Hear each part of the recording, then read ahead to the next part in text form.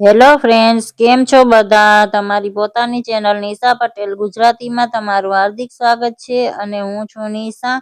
આજે આપણે ટમેટાનું શાક એક અલગ રીતથી બનાવીશું. સેવ ટમેટાનું શાક તો આપણે બનાવતા જ હોય છીએ ફ્રેન્ડ્સ, પણ આજે આપણે એક નવા સ્વાદ સાથે બનાવીશું. તો તેના માટે મેં આ 5 મીડિયમ સાઇઝના ટમેટા લીધા છે.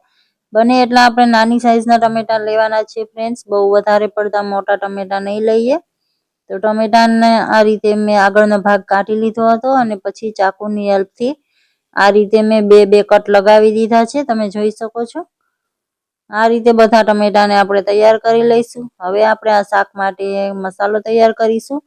તો આ મિક્સરના જારમાં મેં 2 મોટી ચમચી જેટલા તલ લીધા છે અને આ જ વાટકીથી મેં આ 2 વાટકી સિંગ લીધી છે.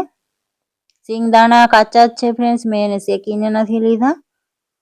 અને હવે મેં આ સેવ લીધી છે, ચણાના લોટની સેવ છે. તમે ઘરમાં સેવ ના હોય તો આ રીતના દાળિયા છાલ કાઢેલા આ પણ લઈ શકો છો, અને નહીતર એના સિવાય ગમે તે ચવાણું મિક્સચર જે પણ હોય તે લઈ શકો છો. હવે બધું સારી રીતે પીસી લીધું છે અને એને આપણે એક મિક્સિંગ બાઉલમાં એડ કરી દઈશું. હવે આ રીતના મરચાં, થોડા મીડિયમ તીખાસવાળા મરચાં છે એ મેં 2 મરચાંને આ રીતે ટુકડા કરી લીધા છે બીજ કાઢીને, અને આદુને પણ આ રીતે નાના ટુકડા કરી લીધા છે. એને પણ આપણે મિક્સરમાં એડ કરી દઈશું. આપણે એને અધકચરું વાટવાનું છે ફ્રેન્ડ્સ, વધારે પડતું બારીક નહીં કરીએ. એમાં લીલા ધાણા એડ કર્યા છે મેં. આ બધું આપણે પીસી લઈશું. ફ્રેન્ડ્સ, તમે મારી ચેનલને હજુ સુધી સબસ્ક્રાઈબ ન કરી હોય તો પ્લીઝ ચેનલને સબસ્ક્રાઈબ કરી દો અને બેલ આઇકનને પ્રેસ કરી દો, જેથી કરીને હું નવો વિડીયો અપલોડ કરું ત્યારે તમારા ફોનમાં નોટિફિકેશન મળતી રહે. હવે આપણે આ મસાલાને પણ આપણે આ જે સિંગદાણા અને તલને પીસીને તૈયાર કર્યા હતા એની સાથે જ એડ કરી દઈશું. હવે આપણે આમાં થોડા મસાલા કરીશું. તો આ 1 ચમચી મેં દળેલી ખાંડ એડ કરી છે, કારણ કે આપણે ટમેટાનું શાક બનાવીએ છીએ તો એમાં થોડી મીઠાશ બેલેન્સ થઈ જશે. અને આ ટેસ્ટ પ્રમાણે નમક લીધું છે મેં, અને આ ધાણા જીરું પાવડર રેગ્યુલર મસાલા જ એડ કર્યા છે ફ્રેન્ડ્સ આમાં મેં. હવે આમાં સારા કલર માટે આપણે હળદર પાવડર એડ કરીશું અને તીખાસ પ્રમાણે લાલ મરચું એડ કરીશું. લાલ મરચું મેં કાશ્મીરી લાલ મરચું લીધું છે, જેથી શાકનો કલર બહુ સારો આવે. આપણે આમાં લીલા તીખા મરચાં પણ એડ કર્યા છે. તમે વધારે તીખું ખાતા હોય તો વધારે તીખું લાલ મરચું પણ લઈ શકો છો.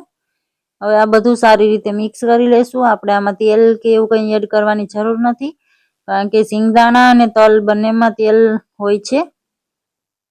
તો આ રીતે સારી રીતે બધું આપણે મિક્સ કરી લઈશું. અને હવે ટમેટા જે આપણે તૈયાર કરીને રાખ્યા હતા એ લઈ લેશું અને આ રીતે એક એક ટમેટામાં આપણે આ મસાલાને સારી રીતે ભરી લેશું.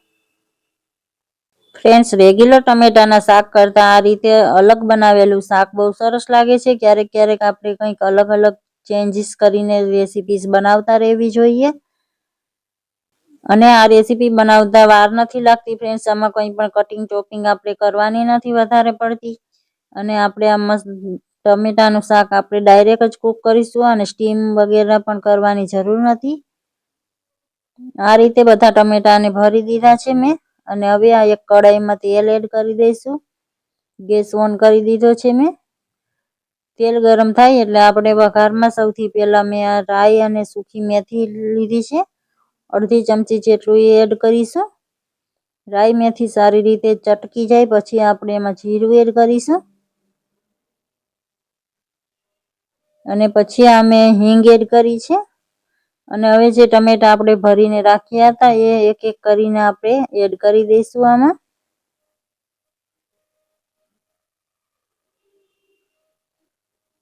આ ટમેટાને આપણે કાચા જ શાક બનાવીએ છીએ એટલે તેલની ક્વોન્ટિટી થોડી વધારે રાખીશું, પણ તમે જો તેલ પસંદ ન કરતા હોય તો થોડું ઓછા તેલમાં પણ બનાવી શકો છો.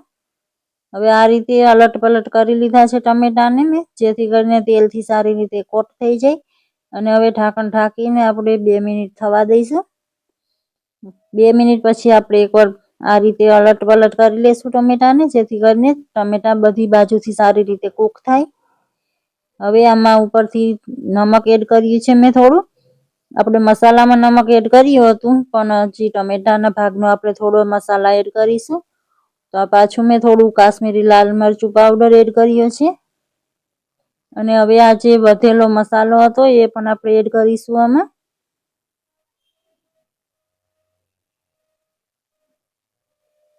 હવે થોડું અમથું પાણી એડ કરીશું, જેથી કરીને મસાલો સારી રીતે ટમેટામાં કોટ થઈ જાય અને ટમેટા સારી રીતે કૂક થઈ જાય. આ રીતે બધું મિક્સ કરી લેશું.